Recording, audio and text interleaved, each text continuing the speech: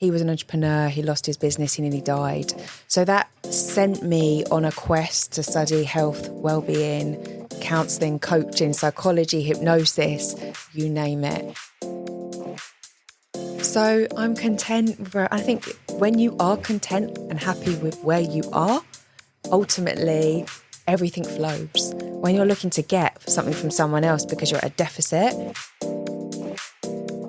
don't betray yourself. Don't betray yourself. I think obviously you have to compromise in relationships and things like that, but don't betray who you are at your core and your values, because you will get betrayed.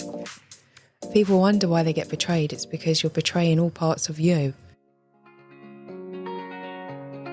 I'm Farah Shammas. Welcome to Hotel Talk. We hope you enjoy listening to this friendly conversation between people connected by real life in hotels.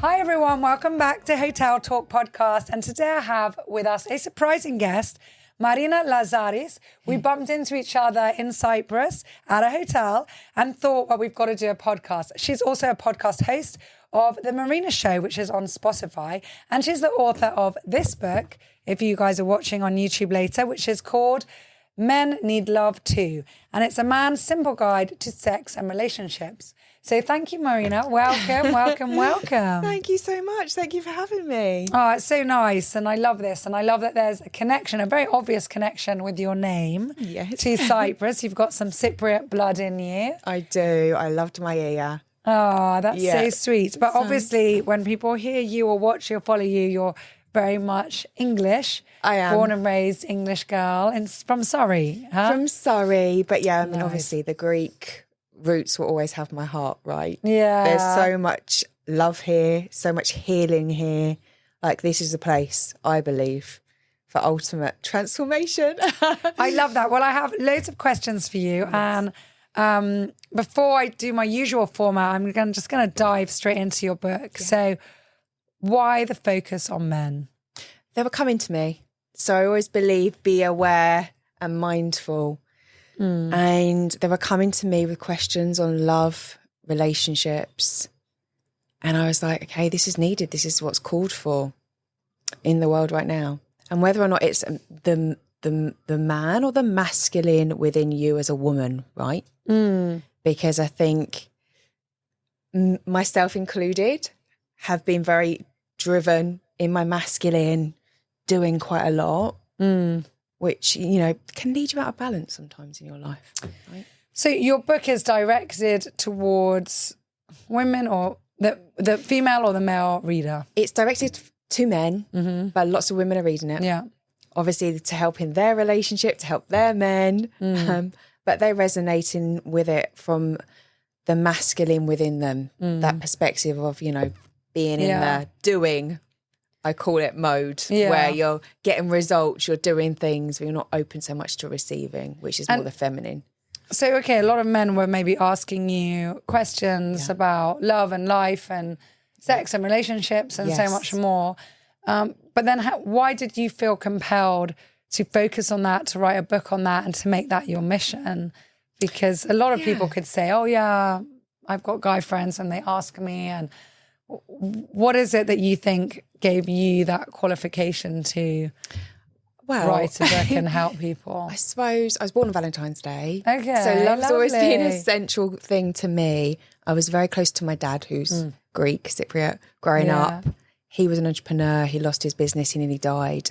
So that sent me on a quest to study health, well-being, counselling, coaching, psychology, hypnosis, you name it. And then I believe, look, listen, whoever's coming to you is sometimes your calling. And my clients were men, and they were. And you still do coaching. I still do coaching, but intense retreats, if you like, for men. And so they were coming to me, and I was like, okay, it's so complicated out there with advice that's been given to men. And it's kind of like the blind leading the blind with absolute love for men. Well, it is one of the things, isn't it? Men don't chat like a woman, like women do, or people more connected with their feminine side, I should say. So it's, something happens and our lives, and we'll immediately call a friend. We've got a WhatsApp group with 20 friends on. We'll discuss things, and it's more socially acceptable and the norm. Whereas men, that's why suicide is up in men, isn't it? And depression, because men bottle it up, keep it in, think they have to be macho, and they're not addressing their needs. 100%. And that's how I kind of like start the book, as in, and they don't know where to go because they don't want to go to other men. And sometimes the other men still can't give that nurturing. I mean, it's great to have, Cyprus, you see it here, it's beautiful. The men are in the coffee shops together and they've got that community. The network, Whereas support. We lose that in the Western world more, in the UK. Although I'm not sure that they open up. They're here, yes, they're together a lot, we're a social culture, but I'm not sure how much people are open to being open. It's a lot about what's perceived, how you're perceived. So I think, again, people do bottle, both men and women bottle. Yeah, you're so right. Very much so here, because it's shame on your family name, what family you from. And people feel that shame, that cultural kind of shame, which is sad. Yeah. It's interesting. So I've got here like the balance between the feminine and the masculine. There's obviously, as you just said, there's the balance between that feminine masculine side. But where and why have we gone wrong in the modern world, and what can we do to fix it? I think sometimes, it's that division, isn't it?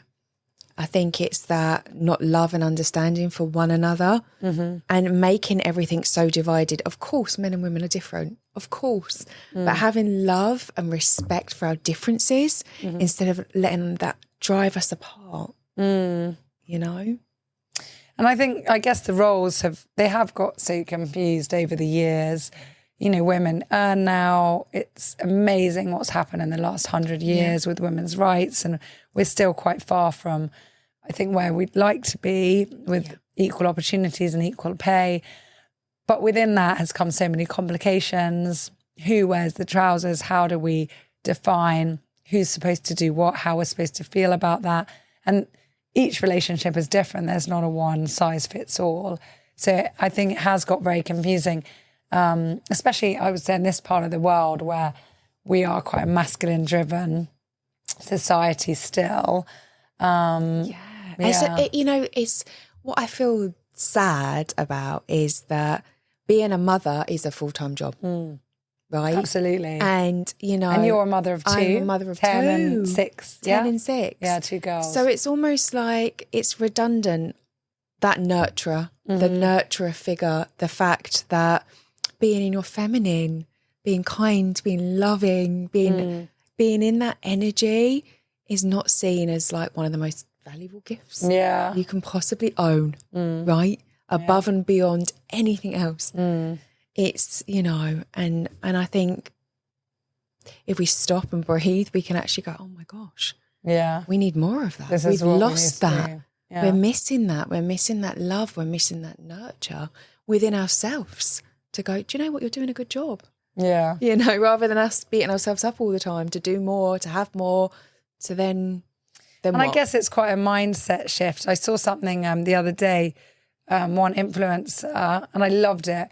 He said, and I think he was like South, like kind of cowboy style, South Texan, South American and Southern American. He was like, and he was going, I can't, I don't help my wife in the kitchen. I don't help my wife with the kids. I don't help my wife, doing the grocery. And he said, because I do it. I do the washing up. Yeah. I do put the kids to bed. I do household chores. And he says, I can't help my wife because that's my job. And he said, change how you, and at the beginning you're thinking, oh my goodness, what a sexist guy. This is the post this is going to be. And then he shifts and he's like, change the way you speak, change your mindset. And he's like, and grow the F up and be a man. Oh, and I was powerful. Like, whoa, yeah. But that's isn't that it was powerful? Shocking. Imagine, and it's just so powerful because I think in a relationship, it's that I'm doing something for you. Mm-hmm. I want you to give me something now because of that. And it's kind of that imbalance of going, do you know what? If your wife wasn't there, guess what? You're going to have to do your washing, your cleaning, your cooking all by yourself. Like, No one's going to do it for you. Yeah. So why wouldn't you do it together as a team and love and appreciate each other rather than do it to get, I've done the dishwasher. Now I want something from you. Right. But I've seen a lot of your posts also focus on, I guess it's breaking down that barrier of women like allowing themselves to be feminine and be the nurturer even for their husbands and not having to constantly keep up their masculine side. Yeah. I'm wondering how that's received by women. Do they appreciate that, or do they think, I don't want to go back to being a housewife or being seen? Because that's also a big battle, I think, within women. I think it's really difficult, isn't it? I think everything's kind of been received well at the moment, like touch wood. Yeah. But I think it's, again, I mean, if I look at my story, I have worked since I was 15. I being just a housewife at home wasn't fulfilling enough for me because I believe that we're here and one of our life purposes is to use our life purpose. I like to create. I'm going to be creating something till I'm 100. I'm proud of that. So let's not make any of that wrong. It's that I think it's when we're in that... or bringing that shame with it or that guilt. That shame because... And I think women do that more to other women. I've never really had that problem. Women love judging other women. Yeah, you don't get that so much from men. Men are like, hey, they tend to. Yeah. Not all men, but they tend to not judge so much. They're like, hey, if you want to go and do that, you go and do that to other men. But it's more other women that tend to go, you want to work? Why don't you just want to be at home? Because I want to do what I love. I want to use all my gifts and talents. I want to, But I've always wondered what that is about women because they can be very judgmental from anything. Like, you gave birth with C-section, you couldn't do natural. Yeah. Like, are you using a dummy? Well, you were told not to use dummies. Or are you breastfeeding? Well, you should be or you shouldn't be. Yeah. Everyone has an opinion. Everybody wants to share it and push that on someone else. Everyone's ashamed you went back to work so quickly, but you didn't feel like your child needed you more, or whatever it might be. And it's not just the women saying it, but the other women taking that on and caring about what someone else says. Isn't it sad? Because everyone's doing the best they can with the knowledge and skills that they have, and they're choosing the decisions based on them. What's right for you might not be right for me. And I can share like in my book, I say, look, I share my perspective and my real life experience. I say, look, this is my theory. I've got my own theories. I've got my relationship formula, but I'm a human. My method might not work for you. I want you to find yours because you're uniquely you. There's no other you, right? Yeah. And I think just remembering that and having more love and compassion for ourselves helps us go, well, she's doing the best that she can. That's what she loves doing. Because a happy mum and a happy wife is the most important thing. That's what the children want. They want to see, oh, my mum's fulfilled. If you're going to be at home in the kitchen and you hate it, every minute of it, maybe it's not for you. Maybe you need to do, even if that's just dancing around or doing a passion that you love. That's so important because that affects everything. So tell us a bit about you. Yeah, what would you like to know? Well, a little bit about you, where you grew up, your parents, what shaped you to become the person you are, the experiences you went through that led you to writing this book. And I've seen on your Instagram, you say that you're also single and looking for love. And so I wouldn't so much say that I'm looking for love. Okay. I've been single for 4 years now. I'm content. Yeah. I believe that everyone's like the love of their life. Yeah, I've said that before in this podcast. You can have many soulmates. It doesn't have to be that one partner. person. Yeah. And I think when you've been in a 13-year relationship, you know that it's really valuable to have your friends. It's really valuable to have different people because not one person can be everything. And society drives that onto so many of us. You look for that one person to complete you, that one person to be everything. How much pressure is that on the relationship and that one person? So I'm content. I think when you are content and happy with where you are, ultimately everything flows. When you're looking to get something from someone else because you're at a deficit, then, it's never great. Yeah. It's never great. Can't be fully happy. Well, I wouldn't say it's not great, but I just say that you attract the wrong things, the wrong people from the wrong reason. And would I even say it's wrong? no, let's not judge myself here and say right or wrong, but it's coming from a place of, I don't have it, I need it in you, I'm reclaiming it in you, rather than, okay, I've got enough of whatever I'm at deficit of, and now I'm being conscious. And it's a different relationship. Completely different. So yes, me and my story. My mum and dad were in a relationship when I grew up. They were very unhappy. My mum is very traditional. My mum stayed at home. My dad went out to work. And your mother's Ukrainian Irish, you said? So my mum was born in the UK, but my parents were both sons and daughters of immigrants. So they didn't feel like they belonged. And, you know, through the war trauma and everything like that, they had a lot of trauma. So my parents trauma bonded. And I grew up in a household where the roles were very defined. A woman stays at home in the kitchen, a man goes out to work. And my dad nearly died. He got given 24 hours to live. And from that pressure? Well, he worked 7 days a week. My dad was hardworking. He was chasing what society said to chase. Had 20 men working for him. He was doing these businesses. But he didn't look after himself. He didn't self-care. He had a lot of trauma that he didn't process, which leads to illness. Health is number one, 100%. So from a young age, my parents were the greatest teachers. My dad, very spiritual man. Even though he had been through so much, he was always positive, still is, and an amazing human being, very kind, and taught me about, look, you've got an aura, you've got a soul. He taught me about being spiritual at a very young age. I always had that connection to God and the light, because I believe we are all light beings. And I think my parents were great teachers to me. But then I suppose we fall into societies, and I was like, I'm going to get married by the time I'm 30, which I did because my parents got married when they were 30. And I wanted to marry a Greek man, maybe subconsciously to make my dad happy because he's Greek and my and, you know, that was that kind of the dream vision. But I think sometimes you can be so set on your tick list, your checklist. And I talk about this in my book, and your vision, that you will make anyone right in that vision. You make them fit. Like that. Make them fit. It'll work, yeah. He's not what I want, but I'll make him what I want. Which again, as you going back to what you just said, it's a lot of pressure. It's a lot of pressure on the men as well. And again, I think it's what society tells you, like, this is how a man should be, this is how you're wed. I got married in Cyprus. No, that's so nice. Where did you get married? It was one of the worst days of my life. Oh no, why? Tell us. Yeah, it was. I did. Why? Where did you get married? I got married in Potaris. Okay. So I went out there. I came to Cyprus 4 times to plan my wedding, but I came by myself. And it's a metaphor, as in everything could look perfect. It looked beautiful. The fireworks were going off. The dinner tables looked immaculate. It was white. It was all white roses. And it looked like a fairy tale. I never felt so lonely. Because when I looked around, I was like, I'd done the flowers myself. I'd done everything myself.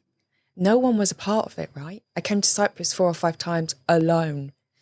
And It's not what you needed, yeah. I just think, looking back in hindsight, it wouldn't have mattered if the flowers were all different colours.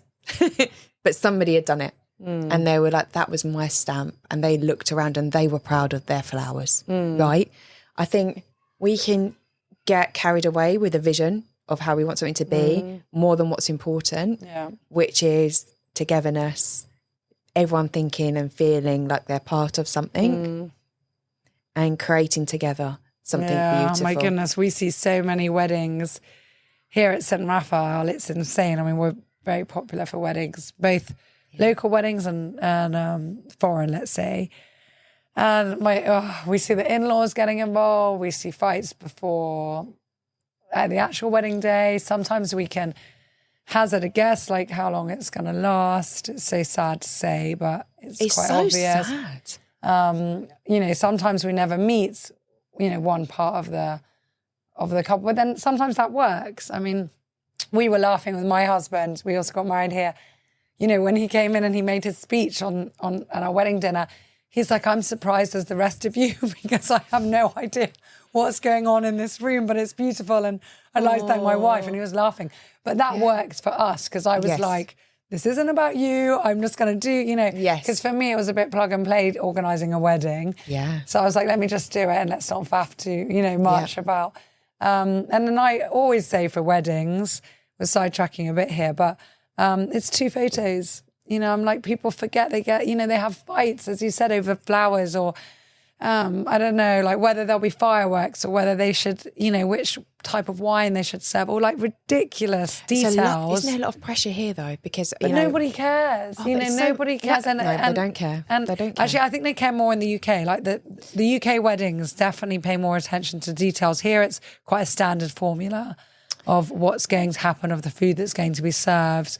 I mean, the cake is not a big thing here like it is in the UK. That could be a whole massive, you know, thing and tasting.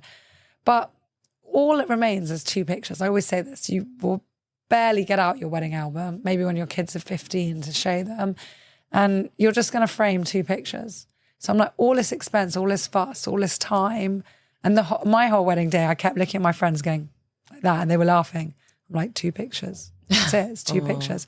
Like, so let's just have fun. You know, I was like, it doesn't matter if something goes wrong. My cake topper wasn't put on Everything properly. goes, it's the way the universe goes. I think when I got married here, it rained on the day. Everything, I think the universe... Which had you been in a better mood, you would have been like, who cares? You know? I think I was still like, who cares? Because I'm quite easygoing like that anyway. Yeah. But I think as well, sometimes the universe gives you signs. And with the Greeks and my ex-husband his family being very traditional, it was like, this wedding isn't about you. This wedding's about everyone in the village come in, everyone come in for whatever reason, because we've been to everyone else's wedding. We just care about the money aspect of it. And it was like a business. It was like, oh my gosh, this is hell. Yeah.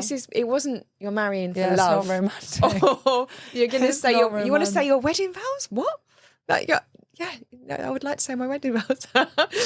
And that none of that, none of me was really, if I take a step back and go, actually, this wasn't really me at all. I was trying to make everyone happy when no one was happy. Yeah.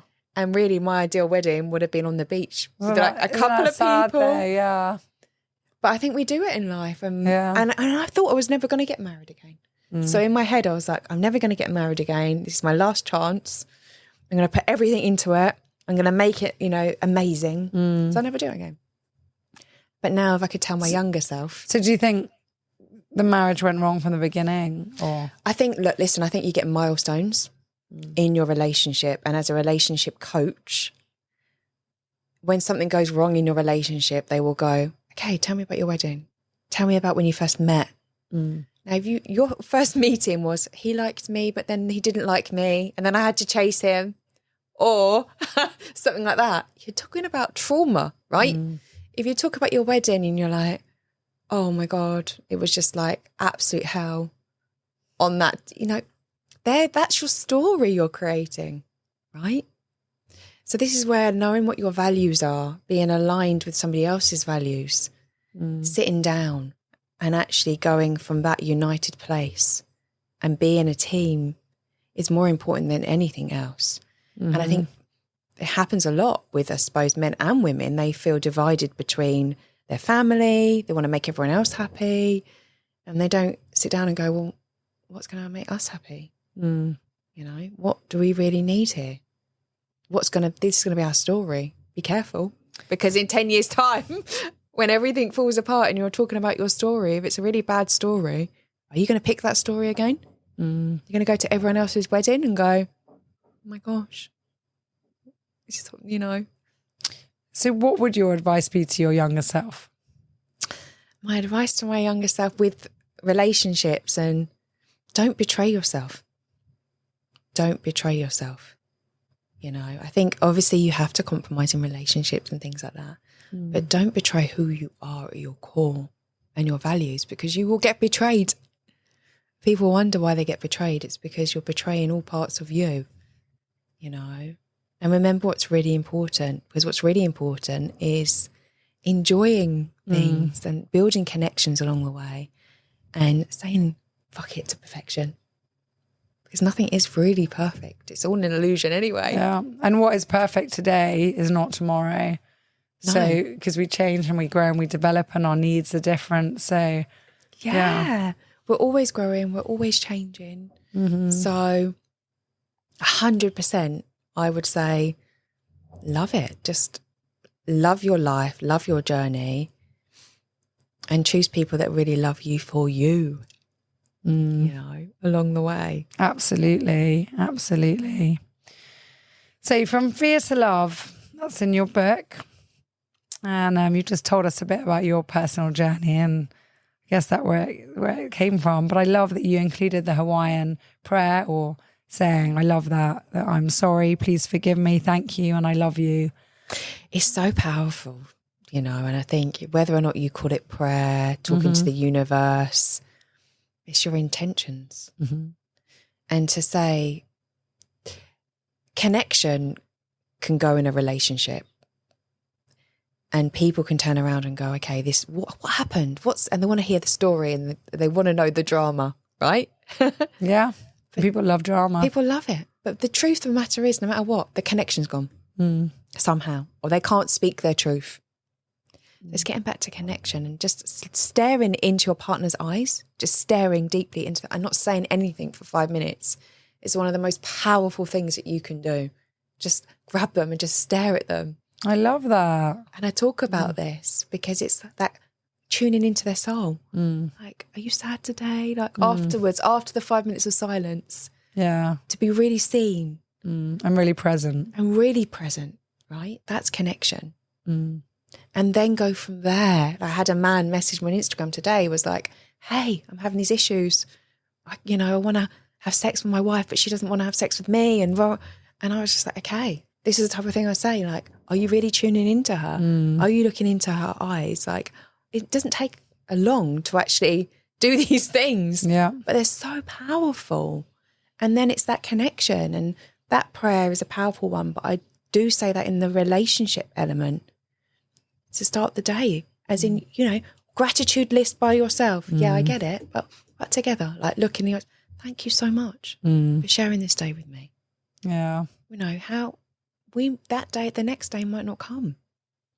And I also quite think it's, again, on a spiritual side, but if you have your intentions, but also send out your message into the universe, your partner might not even be with you, but you're going to the office and you just say, I love you. I love you. I'm here for you. And you remind yourself that you're there for your partner, not just that you're taking, but you're also giving. Yeah. And somehow they're going to feel that throughout the day. Same thing with your children, your friends. I'm thinking of my friend, I'm there for them.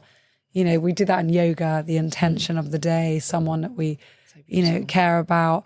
And I think the universe will definitely send that message on. I love that. It's so powerful. And even if, you don't believe in that, vibrationally and energetically, your field increases up to 8 times more with just that thought. And just your mindset, even if you don't believe the other person will get that message, you're going to make sure that message is transferred later on. Yeah. You're going to feel it. So vibrationally, your energy is going to lift.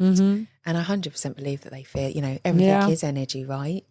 So. Yeah, absolutely. So you have your podcast, which you told me was your gift to yourself for becoming 40 and something you wanted to do.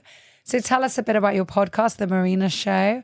What have you learned from it? Because for me as well, like having this show for over a year now, it's taught me so much. I've learned so much from all the people that have been on it. Yeah, what's your take on podcasting? I love it. I think it's just all about being genuine, having that authentic, raw conversations with individuals and bringing that out into the light. It's almost like your own show, your own TV show. But actually everyone is a star in their own show, their own life. Their own life. Everyone's a protagonist in their own life. It's their own life. And then what role were you choosing, right? And I've met so many incredible, interesting people that have helped me grow. But just we've sparked one another in some way, just by having that presence. Because it's a time where you can have divine connection with no interruptions and real honest conversations which then you're serving humanity, you're serving the world in some shape or form, right? So it's a give back. And if somebody finds a couple of my podcasts and it helps them, amazing. Yeah. You've done what you came to do. You've done like your soul's mission. Yeah. And I think if you can go to bed at night with that, then for me, my heart is full. So I think you learn a lot, don't you? You learn a lot about what works, what doesn't work, what works on screen, what works on mic, tone. So you learn about yourself, but then you also learn about others. Yeah. I also think coaching helps. I mean, I'm a coach, you're a coach, but you know, it's very much about listening and being present, isn't it? Oh yeah. One of the most like the valuable things amazing you ever do, and like holding space for another person is so beautiful. Absolutely. So I ask everybody this, your favourite quote? Well, I'm going to have to use one from my book. Of course. But the way you make love is the way you live your life. And it's to bring that presence to the fact that the way you do something is the way you do everything. And to help men go, how are you making love? Are you making love? Do you know what it is? Some guys are like, Marina, I don't even know like what it is to me, you know. Yeah. And my definition is that you're present. You're there. There's no end goal. You're just enjoying that moment, because I think many of us are very intuitive beings, and if we feel there's an agenda, then you're not making love, right? Whatever that agenda is. So, yeah. Oh, thank you for sharing that. Goodness, this is definitely a unique Hotel Talk podcast. I love this. X-rated. Don't let your children listen to this one. So this is a bonus question. So our team get to all ask any question. They won't know who pick it. I'll read it for you. Sure. Let's see. What did you get? Where do you see yourself in 10 years? 10 years' time. So when you're 50, I guess. I'm 50. That's an interesting one. Well, your daughters will be 20 and 16, so you'll still be teening it with with one child. Very at peace, like, you know, I've spoken a lot around the world in different places around connection, togetherness, love, and opened many hearts around the world. I don't know if I was seeing myself living in America, but I see probably America, a bit of Dubai, doing work in Cyprus. What's the pull to America? Where in America? It's so huge. I've been to America quite a few times actually this year. I've been to LA. And yeah, I mean, my goal is to make a TV show out there. I also act as well. So I'd like to create more conscious films on relationships, showing people how to repair relationships. So producing out there, and I'd like to create my own show around helping men connect more to their hearts. I love that. Yeah. Thank you for sharing. I have one final question for you. Yeah, sure. You're not looking for a relationship, but if you were, what would you look for in a partner? Wow. Okay. So I would look for someone that wanted to create with me, that had really good values, high values around family, that had a positive mindset and wanted to create, right? So if they kind of got to a situation where they were stagnant, that they would be able to create with me. And grow. And I think more than anything right now, I'm looking to create and build lots of different businesses. And I'd like someone that's very similar and wants to do that and wants to be part of that journey, and that's very calm. And, you know. Or just maybe they're happy to see you do that. That they're on their own path, but they're just content enough within themselves. Secure. To see you. Very securely attached. If we look at attachment theory, a very securely attached man, that I'm not an extension of him. I'm not an accessory in any way. But I'm just okay. It's okay, you know, whatever makes her happy, you know, and I'm doing what makes me happy. But it's not a codependent relationship where I'm having to make him happy and he's having to make me happy. So it would have to be a very secure, loving, kind, genuine gentleman. Well, I will send out into the universe. I hope you find him. And thank you so much. Wishing you and your girls all the best, everyone. Go get this book. It's Men Need Love Too. So Marina Lazaris, I'm sure people can get it on Amazon. They can, yeah. You can get it wherever you are in the world. Thank you so much for your time. Enjoy Cyprus. Thank you Hope to see you here more often. And welcome at St. Raphael Resort anytime. Thank you for having me. Thank you, my dear. Thank you. Great. Okay, so while we're still on live, so that's it, guys. You have seen it here. I can live and direct. Is it now? Yeah, we've got one. So I hope you guys have all enjoyed that. Back again.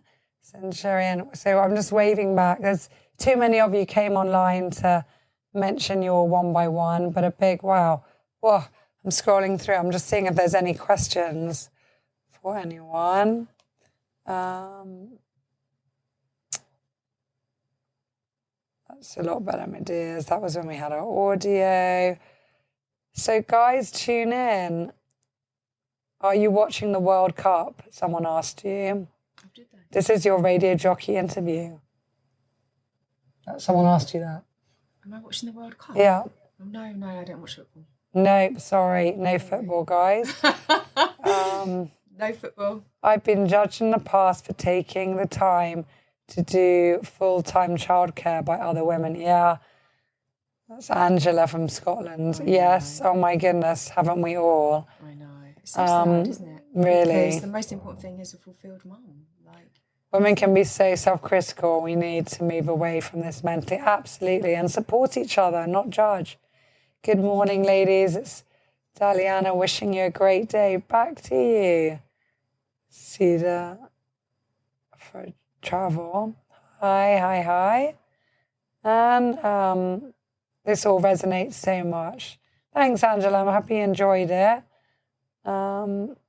Goodness, big hi. Pavis, Pierre, Centurion, Saman, Stephen, so many. Okay, guys, we'll love you and leave you. So don't forget, follow if you're following either one of us and not the other. You know where to click on now. And follow for more. Follow both of our podcasts. Hotel Talk, this episode will be out probably in December or January. So do follow it from now so that you don't miss this episode when it comes out. And if you want to hop onto YouTube and follow St. Raphael Resort Cyprus, subscribe to the YouTube channel, then you'll see it when it comes out about 3 to 4 weeks after the audio is released. So don't forget to check out the audio first on Apple, on Spotify, on Buzzsprout, on our channel, hoteltalkwithfarah.com. So we'll see you all soon. Thank you so much for joining and have a great Monday. Bye. Bye.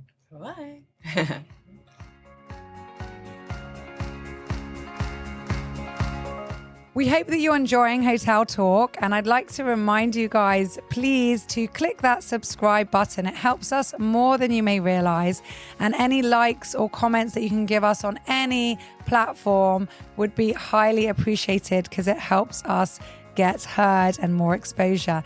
Don't forget to hop along to St. Raphael Resorts and Marina's website.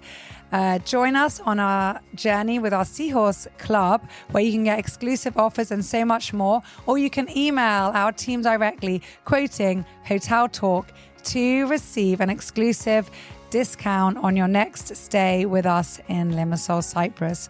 We'll see you all soon, and feedback is more than welcome. Thank you for being part of this journey.